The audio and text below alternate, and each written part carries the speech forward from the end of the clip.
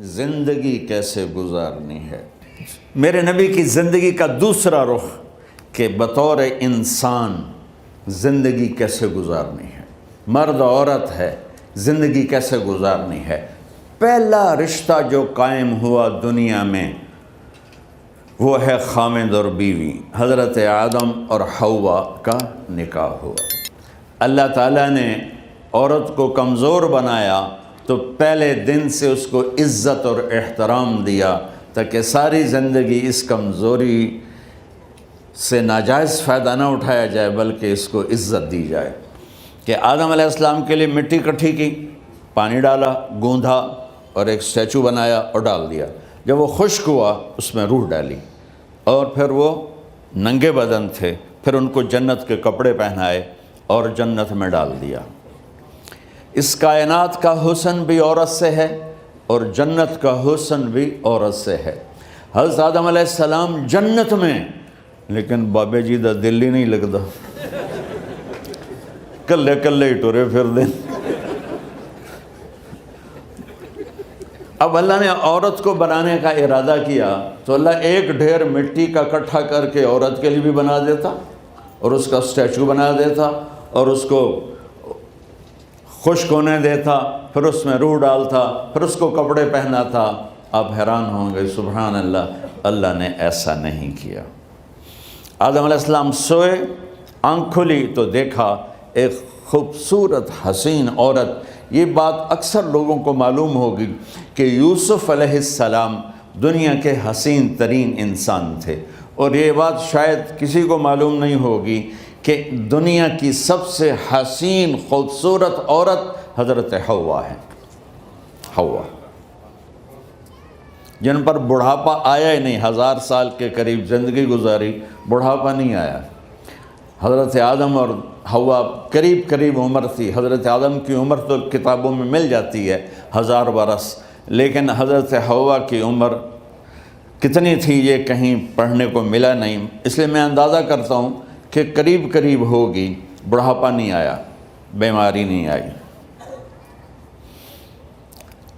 اور حضرت حوا کو مینسز بھی نہیں آتے تھے۔ یہ عجیب بات آپ کو بتاؤں، اللہ نے اتنا جنت کا ان کے اندر نمونہ رکھا۔ تو جب حضرت آدم کی آنکھ کھلی تو دیکھا ایک حسن کا پیکر، انہوں نے تو جنت ہی بھول گئی۔ کہنے لگے یا اللہ ہن دل ٹھریا جا کے، یا اللہ کون ہے؟ کہ تیری بیگم۔ کہ واہ جی واہ، موجاں ہی موجاں۔ تو اللہ تعالیٰ نے نکاح پڑھایا۔ سبحان اللہ، اپنے نبی کی شان دوبارہ سنو۔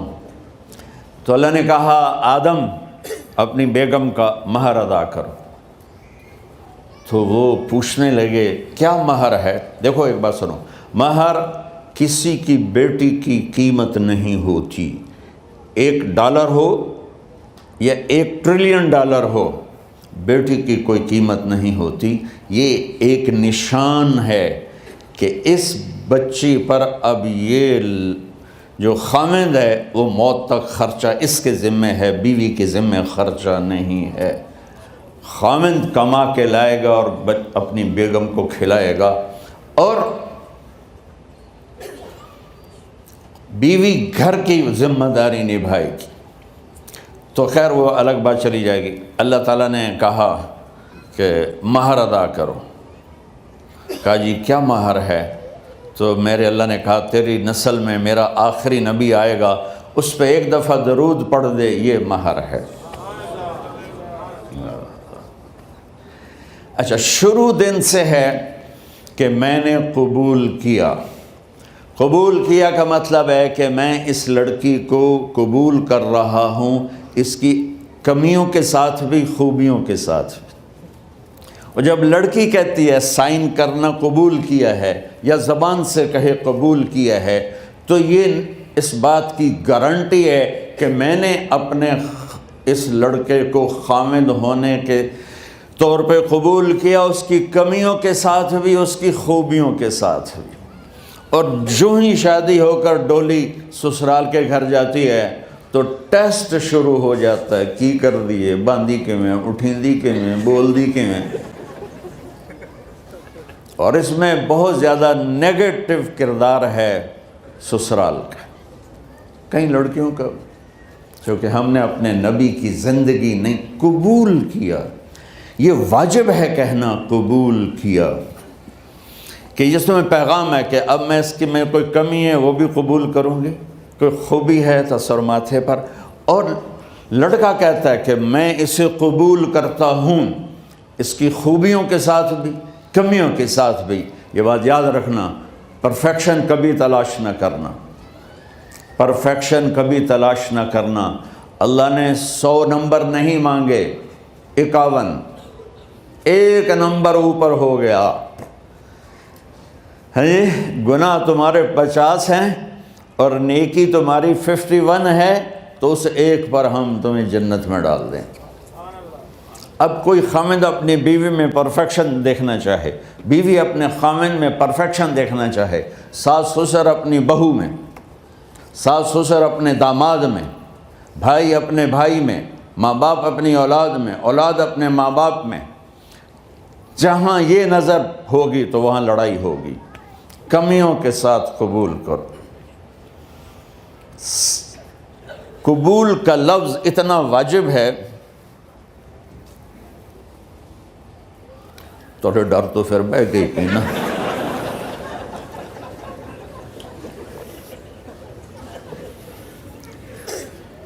قبول کا لفظ اتنا ضروری ہے کہ اس کے بغیر نکاح ہی نہیں ہوتا۔ میں یہ کئی جگہ لطیفہ سنا چکا ہوں، اور واقعی قصہ بھی ہے، ایسے لطیفہ نہیں ہے۔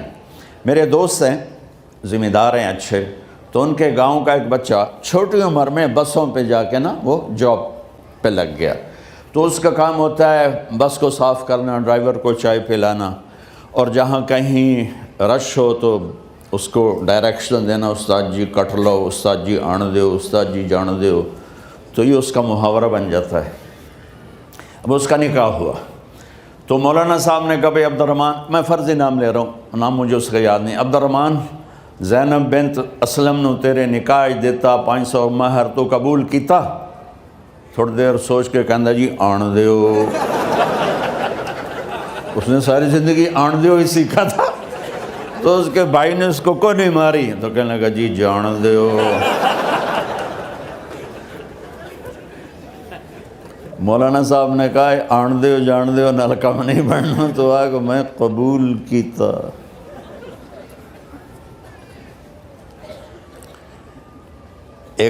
یہ بھی صحیح واقعہ سنا رہا ہوں۔ ایک نوجوان نے بیوی کو 3 طلاق دے دی کٹھی، اب ہو گیا پریشان، مولانا صاحب کے پاس گیا، کوئی میرے جیسا ہوگا، مولانا صاحب 3 طلاق دے بیٹھا، کوئی مسئلہ کا حرام؟ کہا جی کوئی رستہ حرام، کوئی گنجائش حرام۔ اس نے جیب سے موٹا سا لفافہ نکالا اور مولانا کے جا نماز کے نیچے ڈال دیا، کہ مولانا صاحب کوئی گنجائش؟ کہ ہن تو سوچنا ہی پوے کی آکھیا ہی تو اپنی بیگم نو؟ اس آکھیا جی میں آکھیا ہی 3 طلاق، اس آکھیا مبارک ہوئے طلاق نہیں ہوئی۔ میں آکھیا جی او کیویں؟ آکھے او جڑا یہ طلاق ہے عربی دا لفظ، اس سے چاکھنا پمدا ہے طلاق۔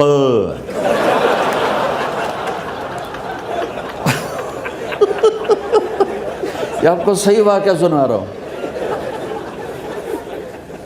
تو تم نے تو چھوٹے کاف کے ساتھ کہا ہے طلاق، او کاف تا کتے آلا ہے، موجاں کر، ایک لفافہ ہو راوے تو چاہے ساری زندگی دا حلال کر دے۔ لفظ قبول اتنا ضروری ہے۔ تو میرے نبی نے 11 شادیاں کی، اللہ کی قسم شوق کی نہیں تھی۔ ما تزوجت وما زوجت الا بوحی من السماء نزل به جبریل، کہ لوگوں سن لو میری بات غور سے، مجھے عورت کی کوئی رغبت نہیں ہے، میں نے جہاں شادی کی، جہاں بیٹی کی شادی کی، پہلے اللہ نے آسمان سے جبریل بھیج کے حکم دیا، پھر میں نے قدم اٹھایا۔ تو پہلا رشتہ خامند اور بیوی ہے جو اس کائنات میں جڑتا ہے، یہ دنیا کا سارے رشتوں میں نمبر 1 رشتہ ہے، سب سے خوبصورت رشتہ ہے، سب سے اہم رشتہ ہے، سب سے بڑا رشتہ ہے۔ والدین کے لیے چند آیات ہیں، اولاد کے لیے چند آیات ہیں، بہن بھائیوں کے لیے چند آیات ہیں، خاوند اور بیوی کے لیے سینکڑوں آیات ہیں، سینکڑوں۔ تو اگر آپ اپنے گھروں میں کامیابی دیکھنا چاہتے ہو، اپنے گھر کو ہاؤس کی بجائے ہوم دیکھنا چاہتے ہو، خوشی کا اگر آپ اسے گہوارہ بنانا چاہتے ہو، اللہ کی قسم ڈگریوں سے نہیں ہوگا، محبت سے ہوگا۔ میرے نبی سے پوچھا گیا یا رسول اللہ اسلام کا سب سے مضبوط عمل، نہیں، میرے نبی نے سوال کیا، بولو بھائی اسلام کا سب سے مضبوط عمل کیا ہے؟ صحابہ نے کہا نماز۔ نہیں، سبحان اللہ، ابھی میں نماز کی کتنی اہمیت بتا چکا۔ انہوں نے عرض کیا جہاد، آپ نے فرمایا نہیں۔ تو صحابہ نے عرض کیا روزہ، آپ نے فرمایا نہیں۔ اللہ اکبر۔ کہ یا رسول اللہ حج، آپ نے فرمایا نہیں۔ تو سارے صحابہ حیران ہو گئے، یا رسول اللہ نماز، جہاد، روزہ، حج، تو پھر کیا ہے؟ اب سننا سارے بہن بھائی، مستورات، بچے بچیاں، آپ نے فرمایا اسلام کا سب سے مضبوط اور بڑا عمل ہے آپس میں اللہ کے لیے محبت کرنا۔ اگر آپ اپنے گھروں میں حسن دیکھنا چاہتے ہو تو ایک دوسرے سے محبت کرو، اظہار محبت کرو، اور محبت کے پیدا ہونے کے لیے بہت ساری چیزیں ہیں، لپیٹ کے 2 میں کر لیتا ہوں، 2 میں۔ بیوی کی خوبی دیکھو، کمی نہ دیکھو، خاوند کی خوبی دیکھو، کمی نہ دیکھو، پہلی بات۔ دوسری بات، اس زبان سے زہر نہ اگلو محبت کے پھول، اس زبان سے کڑوے جملے نہ ہوں، طنز نہ ہو، ٹانٹنگ نہ ہو، بےعزت نہ کرو، انسلٹ نہ کرو، تو آپ کے دل جڑ جائیں گے۔ یاد رکھو شکلوں سے زندگی آباد نہیں ہوتی، زندگی اخلاق سے آباد ہوتی۔ تو اپنے گھر سے ٹانٹنگ نکال دو۔ نہ کہا کا مطلب ہے بارش کا زمین میں جذب ہو کر یکجان ہو جانا، 2 زندگیوں کا محبت میں جذب ہو کر یکجان ہو جانے کو نکاح کہتے ہیں۔ نہ کہا آنکھوں میں نیند کا اتر کے سلا دینا، نہ کہا خاوند اور بیوی کا ایسی محبت دینا کہ چین کی نیند آ جائے، نہ کہا اعتماد کرنا، بھروسہ کرنا، خاوند بیوی پہ بھروسہ کرے، بیوی خاوند پہ بھروسہ کرے۔ اے نوے لوک کے فون چیک ہو رہے ہوئے، کال کتنے کی تھی، کال کتنے کی تھی۔ عزت دو، اعتماد کرو۔ چوتھا مطلب درخت کا چھاؤں بنا دینا، نہ کہا میاں اور بیوی، خاوند اور بیوی کا محبت کی ایسی چھاؤں بنانا کہ اس کے نیچے اولاد کا پودا خوبصورتی سے پیدا ہو سکے۔ نہ کہا، صرف لفظ نکاح کے مطلب بتا رہا ہوں، نہ کہا مریض کو، کدھر ڈاکٹر بیٹھے ہیں، میرے سامنے بیٹھے ہیں، مریض کو دوا ایسی دینا کہ وہ شفا یاب ہو جائے، آپس کے ایسے تعلق بنانا کہ زندگی کو شفا مل جائے۔ میرے بھائی بہنوں، میں آپ کو اپنے نبی کی زندگی بتا رہا ہوں۔ میرے نبی نے 11 شادیاں کی، اللہ ذوالجلال کی قسم، صرف ہمیں زندگی سکھانے کے لیے کہ گھر کی زندگی کیسے ہوتی ہے اور اولاد کو کیسے پالا جاتا ہے۔ اب لوگ کیا مجبوریاں ہیں کہ عورت بھی جاب کرتی ہے، مرد بھی جاب کرتا ہے۔ عورت کی سب سے بڑی جاب اپنی نسل کو پالنا ہوتا ہے۔ جب یہاں ٹائم نہیں ملتا بچے کو، نہ ماں سے ملتا ہے نہ باپ سے ملتا ہے، تو پھر وہ جنگل کا پودا بن جاتا ہے۔ یہ تو وینکوور ہے، فیصل آباد کی بات سناتا ہوں۔ میرے بچے جس اسکول میں پڑھتے تھے ان کے پرنسپل سے میری دوستی تھی، میں ملنے گیا ایک دن، تو کہنے لگے جی عجب واقعہ ہوا ہے کہ یہاں 2 بچے پڑھتے ہیں، ان کی ماں بھی ڈاکٹر ہے اور باپ بھی ڈاکٹر ہے، تو وہ دونوں آئے ہیں میرے پاس کہ ہمارے بچوں نے 3 دن ہو گئے ہیں گھر میں کھانا نہیں کھایا، تو ہم پریشان ہیں، ہمیں بتاتے نہیں، کائنڈلی آپ پوچھ کے بتائیں کہ وہ کھانا کیوں نہیں کھا رہے۔ ایک باری کر کے بھی دکھا دو.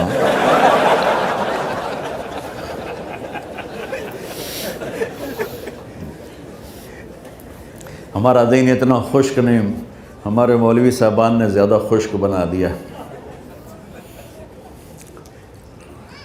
تو انہوں نے دونوں بچوں کو بلایا. سننا، سارے فیملیز بیٹھے ہو جہاں میں فیملی کی زندگی کو فوکس کر کے نبی سے جوڑ کے بتا رہا ہوں، طارق جمیل کے تجربے نہیں بتا رہا.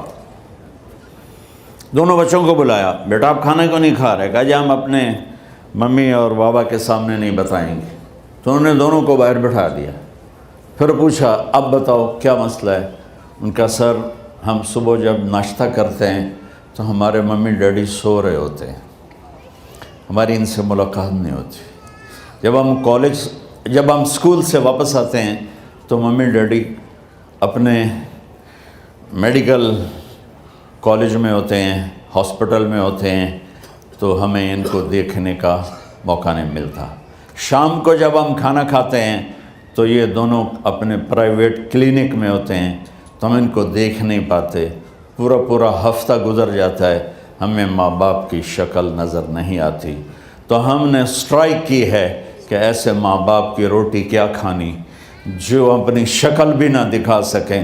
تو اس لیے ہم نے کہا ہم نے بائیکاٹ کیا ہے، گھر میں نہیں کھانا ہے. تو ایسی لائف مت بناؤ. یہاں ایک بہت بڑا چکر شیطان دیتا ہے، بڑی گاڑی لے لو، $100 کی قسط تو ہے، اور بڑا گھر لے لو، $200 یا $100 کی قسط تو ہے. پھر میاں بھی کام کرے، بیوی بھی کام کرے، جو کہ بڑا گھر باقی رہے، تو خوشیاں تو مٹ گئیں. جو ڈبل جاب کرے گا، پھر ڈبل جاب کرتے ہیں. ڈبل جاب کرنے والا بیچارہ تھکا ہوا ذہن لے کے آتا ہے، وہ کیسے ٹائم دے گا اپنے بچوں کو خوشی کے ساتھ؟ جو ماں جاب کر کے آئے گی پھر کھانا پکائے گی، وہ جب اتنی تھک جائے گی تو اپنے بچوں کو کھلا ٹائم کیسے دے سکے گی؟ پوری کائنات کی ذمہ داری تھی میرے نبی کے سر پر، اور آپ اس کے باوجود روزانہ حسن حسین کے لیے وقت نکالتے تھے. اور انہوں کو آ کر کوئی لیکچر نہیں. دیکھو ماں باپ سے ایک بات کرتا ہوں، لیکچر تھوڑا دو، محبت زیادہ کرو. یہ نہ کرو، یہ کیوں کیا، یہ کرو، یہ کرو، یہ چھوڑ کر صرف سینے سے لگاؤ، صرف محبت دو.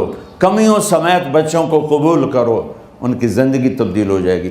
اتنے بڑے نبی، اتنی بڑی ذمہ داری، اور اتنا درد سینے میں کہ آپ کے سینے سے ایسے ابلنے کی آواز آتی تھی جیسے ہانڈی ابلتی ہے. اس کے باوجود آپ روزانہ کہتے این اللقا، میرے شرارتی بچے کدھر ہیں؟ تو وہ بھاگے بھاگے آتے. دیکھو میں فزیکل کر کے بتاؤں گا تاکہ آپ کو پتہ چلے زندگی کیسے گزاری. کہ میرے شرارتی بچے کدھر ہیں؟ 7 بر اعظم کی ذمہ داری ہے. اور تھوڑی چھوٹیاں جابن تو تسی کہتے ہو بزی بڑے ہیں، بزی بڑے ہیں. میرے نبی پہ 7 بر اعظم کے انسانوں کی ذمہ داری ہے، اور آخری آنے والے انسان تک کی ذمہ داری ہے. اس سے بڑی جاب کس کی ہوگی کائنات میں؟ اور پھر آپ روزانہ آتے ہیں این اللقا، میرے شرارتی بچے کدھر ہیں؟ تو حسن حسین بھاگے بھاگے آتے. آپ ان کے لیے یوں ہو جاتے تھے، آؤ بھائی میری کمر پہ چڑھ جاؤ. اپنے نبی کی عظمت کو جانو کہ انہوں نے زندگی کیسے سکھائی. چاند کے 2 ٹکڑے کر دینا کوئی معمولی بات ہے، آسمان چیر کے چلے جانا معمولی بات ہے، ایک زندگی سکھا کے جانا سب سے بڑی بات ہے. کتنی اولادیں برباد ہو گئیں ماں باپ کی وجہ سے، کتنے گھر اجڑ گئے ساس سسر کی وجہ سے، کتنے گھر اجڑ گئے لڑکی کے بدتمیز ہونے کی وجہ سے، کتنے گھر اجڑ گئے لڑکے کے شرابی اور باہر کی گندگی کی وجہ سے. زندگی سیکھو. یہ اتنے بڑے نبی ہو کر آپ یوں ہو رہے ہیں جیسے میں نے آپ کو کر کے دکھایا. دونوں کو اوپر بٹھا لیتے اور کمرے میں چکر لگاتے تھے، پھر یوں کر کے پوچھتے تمہارا اونٹ کیسا ہے؟ سوال. پھر دونوں کو اتار لیتے اور اپنی نواسی زینب، جن کو حضرت علی کی وراثت ملی کس کی؟ علم کی، فصاحت اور بلاغت کی، ان کو کمر پہ بٹھا لیتے اور اکیلی زینب کو پورے گھر میں چکر لگواتے تھے۔ اور بھی دکھ ہیں زمانے میں محبت کے سوا، راحتیں اور بھی ہیں وصل کی راحت کے سوا، کیا صرف کمانا ہی کام ہے؟ ادھار کی زندگی سے بچو، خوش و خرم رہو، اس کو قسط دینی ہے، یہ قسط دینی ہے، یہ قسط دینی ہے، یہ دینی ہے، سر میں درد نہیں ہوگا تو اور کیا ہوگا؟ تو آپ اتنے بڑے عظیم ہو کر وقت نکال رہے ہیں، اور حضرت ابو ہریرہ فرماتے ہیں میری آنکھوں نے دیکھنا سارے کہ آپ نے کبھی حسن کبھی حسین یہاں جیسے مائیں کرتی ہیں ادھر کھڑا کیا ہوا ہے اور جھولا جھلا رہے ہیں ایسے، اور ان کے دونوں ہاتھ پکڑ کر کہہ رہے ہیں آ جاؤ اوپر آ جاؤ، اوپر آ جاؤ، آگے پہاڑی ہے، اوپر آ جاؤ، آگے پہاڑی ہے، تو ایسے ایسے آتے، اور اوپر آؤ، وہ یہاں آ جاتے، آگے آؤ، وہ یہاں آ جاتے، آگے آؤ، وہ یہاں آ جاتے، تو پھر آپ یوں ہو جاتے، آگے آؤ، تو چڑھتے چڑھتے یہاں آ جاتے، جب وہ یہاں آ جاتے تو آپ ان کے ہاتھ فکس کر کے آگے بڑھ کر ان کے ہونٹوں کا بوسہ لیتے اور کہتے یا اللہ میں ان سے پیار کرتا ہوں، تو بھی ان سے پیار فرما۔ بھائیو اللہ کی قسم، پیسے سونے چاندی سے زندگی میں خوبصورتی نہیں آتی، نبی کی غلامی سے زندگی میں خوبصورتی آتی ہے۔ اتنے بڑے نبی ہیں اور حضرت عائشہ سے کہہ رہے ہیں دوڑ لگائیں۔ یہاں کسی مولانا سے پوچھو اپنی بیوی سے کبھی کہا اس نے کہ دوڑ لگائیں؟ الٹا سوٹا لے آتے کھلو جاوے گا۔ عائشہ دوڑ لگائیں، اور واپسی کہاں سے ہو رہی ہے؟ دوڑ کہاں لگ رہی؟ جہاد کے سفر سے واپسی ہو رہی، اور آپ نے اپنے صحابہ سے کہا سب آگے چلے جاؤ۔ جب سارے آگے چلے گئے اور کوئی نظر نہیں آ رہا تو آپ نے کہا عائشہ آؤ دوڑ لگائیں، تو حضرت عائشہ کہتی ہم نے دوڑ لگائی تو میں آگے نکل گئی لیکن ابھی پیچھے رہ گئے۔ کچھ سال گزرے تو پھر ہم سفر سے واپس آ رہے تھے تو آپ نے صحابہ سے فرمایا سب آگے چلے جاؤ، چلے گئے۔ آپ نے کہا عائشہ دوڑ لگائیں؟ کہ جی لگائیں۔ کون دنوں میں ذرا موٹی ہو گئی تھی تو پھر اللہ کے نبی آگے نکل گئے، میں پیچھے رہ گئی، تو آپ نے کہا عائشہ ہاذہ بتلک، آج تو اور میں برابر